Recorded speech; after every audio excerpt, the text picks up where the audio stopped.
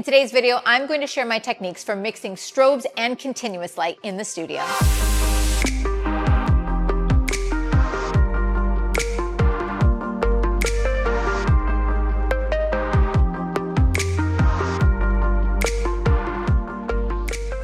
Hey everybody, Lindsay Adler here. The studio is my playground, whether I'm shooting with strobes or continuous light, and I have so many tutorials and guides that show you my creative lighting.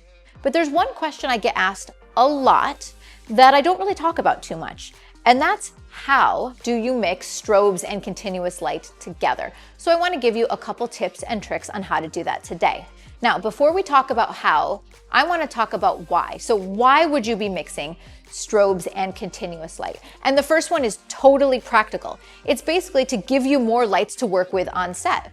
Many photographers picked up some continuous lights early on in their career and then later on have strobes, and they usually shoot them separately. But there are instances where you wish you had more lights to work with. Well, if you understand how continuous exposure and strobe exposure work, you can put them together to give yourself more flexibility and more lights to work with. Now, another reason you may want to mix strobes and continuous light is perhaps you have mostly continuous light, but you have a subject moving and dancing and you can't quite seem to get the image sharp. Well, by introducing a strobe into the equation, that fast flash duration, that burst of light from the strobe will freeze your subject, but you can still use continuous light in the rest of the scene. Okay, moving on from that, another reason you might want to use and mix the two is maybe you mostly work with strobes, but you like the capabilities of RGB light. The fact that with continuous light, you can dial it into any hue that you want. Well, if you know how to mix the two, you can get the best of both worlds. And then last but not least, another reason that in the studio you might mix these two light sources would be for a creative purpose called shutter drag. Your strobe freezes your subject in place, and then a long exposure combined with continuous light gives you beautiful streaks of motion. And so I have done several tutorials on that, and I've linked them in the description below. All right, so now that we've talked about some of the whys, let me give you some of my tips of how to make it work. When I am mixing strobes and continuous light, there's basically two important things I need to keep in mind. First of all, I need to remember that continuous lights are typically much weaker. They have much less output than my strobes. So what that means practically is when I am setting up a scene where I'm combining both, I need to set up my weakest light first. I set up that weakest light and I put it to its highest power. And then what I need to do is balance the strobe with that. So basically you're keeping in mind what you need to compensate for. So what is your weakest link in the chain? And then the other important thing to keep in mind is that your shutter speed only affects continuous light exposure. Your shutter speed does not affect your strobe. But if you introduce a strobe into the equation, you cannot go higher than your camera's sync speed, which is usually around 1/200th or 1/250th of a second. So basically those are the two things I need to keep in mind. What is my weakest light? Typically the continuous light. I'm gonna start with that and set it. And then with my shutter speed, I can't go faster than my camera's sync speed. All right, those are the basics. Let's see it in action because I think it's going to be a little bit easier to understand. All right, so let's start with our camera settings. Now, first and foremost, I am going to put a cap on my shutter speed.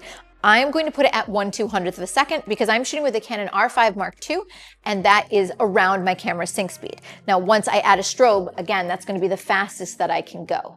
Now, yes, I could go with a slower shutter speed, but I don't want to worry about camera shake unless I'm trying to do that on purpose. So we're going to start there. The next thing that I need to do is turn on my camera's exposure simulation. Because I'm working with continuous light, having an electronic viewfinder is super helpful for what you see is what you get. In other words, as I change the exposure in my camera, because it's continuous light, I can actually watch the exposure change in real time. So it's going to be helpful for me to gauge the correct exposure. So what I'm going to do is I'm going to start with my weakest light and base the exposure there. So let me turn them all off and we'll build it in. All right, so for the setup, in the end, we're going to be using a total of 6 lights, 1 strobe and 5 continuous lights. So I'm going to begin with my weakest, which is down here on the right-hand side of the frame. This is a Nanlite Pavo tube. This is the 4-foot tube. And these, although they're great because they're full RGB, they don't give me a ton of output. So I'm going to begin there, and this is going to give me a kiss of blue throughout the entire scene. By the way, all of the continuous lights that I'm using are Nanlites. So I'm going to start with my exposure simulation on, and I am going to try to judge the exposure while I keep my shutter speed the same. So I'm going to begin at f4, ISO 800, 1/200th of a second. Now the reason that I've chosen that is I can go to a wider aperture if I want. For example, I could open up to 2.8, but f4 will give me a little bit more flexibility with my focus. And I feel comfortable with this camera going to ISO 800. If you don't like shooting at higher ISOs with continuous light, then you will need to shoot at the widest aperture possible. With this lens, it's 2.8, but if you needed to, you could grab another fixed prime, for example, a 51.2 and shoot wide open at 1.2. Remember, continuous lights are often much less powerful, especially the portable RGB lights. So we have our first light set up, and again, that was the weakest, so that's where I based my exposure over here on the right-hand side. Now, a way to get more power out of the lights is if you happen to have more. So for our rim light in the back right-hand corner, I have 2 more of these same Pavo tubes. These are the 4-foots, and I'm going to give her a nice pretty blue rim light. I put 2 together because it's going to double the power output and make it a little bit of a brighter light source. So it's giving her a little bit more separation and a little bit more depth to the scene. And by the way, you'll notice around me it's quite dark because you can only mix strobe and continuous if you control your ambient. You need to turn off overheads, you need to close window curtains, whatever you need to get rid of all ambient light so that the only continuous lights are the ones you introduce. So I've got my fill, I got my rims, which you can see are now a little bit brighter. Let's introduce a background light. So far it's been the Pavo tubes, but now we have a Nanlite 60C. This is a full color light, and I just have a little silver dish on it. We're going to use it to give us a pink wash of color on the background. Okay, so that looks really beautiful, and it's giving a really saturated color to the background. So it all depends on how many lights you have. I could absolutely have 1 continuous light on the background, 1 rim light, and then add a strobe. Like I can mix and match very minimal lights with strobe and continuous. But I actually have 1 more continuous here. So our final one is to the left-hand side of the frame. We're going to give her 1 more hair light, but we're using a different modifier that's much brighter. In this case, we're using a projection attachment, which is basically a lens on the front of the light, which is going to make it much brighter. So it's another 60C with the projection attachment, and we're going to try to bring in some more of that pink purple from the background. So now she has a little bit more separation, a little bit more depth to the hair there. So let's imagine in this case, I'm using all the continuous lights I have, but I do have 1 strobe. So one reason I could add the strobe to the scene would be because I needed an extra light, or maybe I had a modifier that only fit on my strobe that I wanted on the main light. That would make sense for why I would be mixing them all together. Another reason is maybe I want her to twirl and move. Even at 1/200th of a second with the continuous lights, if she's moving fast enough, it won't freeze on her face. But a strobe at 1/200th of a second is actually much faster. It freezes the motion. And the reason why is that the strobe's flash duration is just a flash. It is just a brief spark of light. It's 1/1000th of a second or 1/5000th of a second, depends on the light that you have. And so because that is so brief and so fast that even if your shutter speed is 1/200th of a second, she's going to be nice and sharp where it counts, which in this case is going to be the face. So there are many reasons why I might want to mix and match my lights. Okay, so let's add that final light to the equation. I have a Profoto Pro D3 to the left-hand side here, and on it I have my favorite modifier, the Westcott Optical Spot. This is going to allow me to create a slice of light on her face that's going to freeze her in place if I have her moving.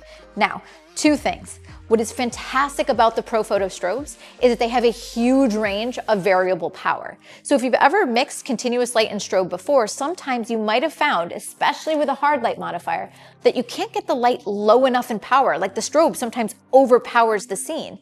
But the Profoto strobes have up to 10 stops of range on them. So I can turn it down to just like a 1/10 of a stop, like just a kiss of light, which is easy to balance. However, if you are not lucky enough to have a Profoto strobe and maybe you have something that's less expensive, less variable, there's another tool you can grab, which is an ND gel. Basically, what this is, it's a gel with no color. It just darkens down the exposure. You can put this in front of your strobe and you can cut the power by a 1/4 stop, 1/2 stop, full stop, multiple stops. So they're sold in different strengths, and you can also double and triple them up. So you can easily take an overpowered strobe and bring it down so you can balance it with your weaker continuous lights. However, in this case, I'm not going to need to use this. Okay, so let's add the strobe to the equation. So looking at this shot, these blend together seamlessly. You can't tell what the strobe is or what the continuous light is, and that's the entire point. However, if I now want her to move around, I can certainly do that. I do want to give you a little bit of a pro tip, however. If the modeling light on your strobe is really bright, sometimes that will actually register in your exposure. And so you might get blur where the strobe is supposed to be freezing the face, and it's because it's not the strobe that's blurring, it's the continuous light. So my recommendation is take the power of your modeling light of the main light down really, really weak, just enough so you can see it and sculpt it, and then the strobe is going to overpower it. Or if you don't need it at all, feel free to turn it off. All right, so I really like what we have going on here. And so now we're gonna add a little bit of movement to the hair, have my subject move around, and the strobe is going to make sure that she is in perfect, crisp focus. But then I have these RGB lights that I can dial into the exact hue that I want. And by the way, because I am mixing a strobe as the main light and continuous lights as the other light, I can do a really fun creative effect called shutter drag, which I mentioned before.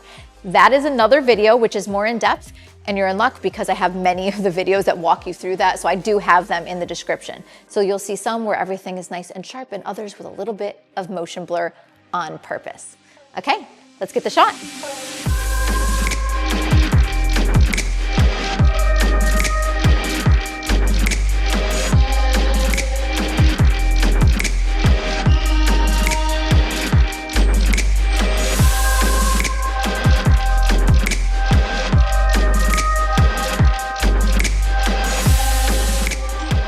So there you have it. Those are just a couple of tips of how to mix strobes and continuous light together in the studio. So whether you want to mix them together because you have modifiers that you like that only work on the strobes, or you love the RGB effect and the continuous lights, and you want to mix those all together, it's more about knowing how the exposures work together and the pros and cons of using each of those lights.